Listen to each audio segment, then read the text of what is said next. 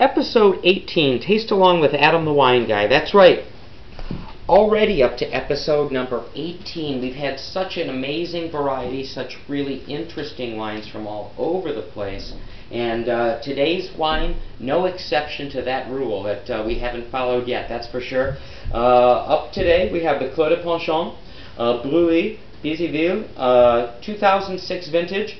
And this one from Bruilly, or Bruilly, rather. That's a difficult one, I'll tell you, to get your tongue around, in France. And that just to the south of the midpoint of France and just over to the right. Real interesting region. And particularly in Bruilly, this wine and all Bruilly must be made with Gamay grapes, which is a really cool grape. You don't see a lot of it here in the States, that's for sure.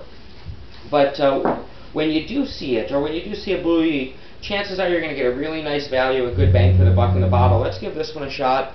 This is what this bottle looks like here, and let's give it a whirl. Let's put some in the glass and get down to what this Taste Along is supposed to be all about, and that's tasting along.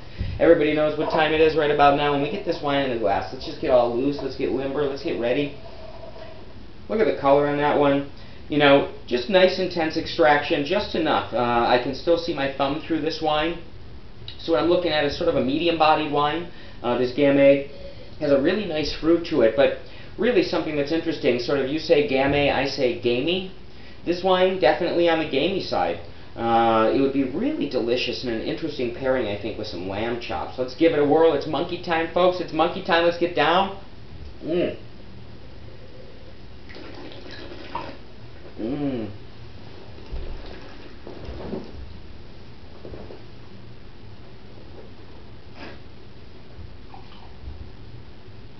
And that has a lot of really deep fruit qualities.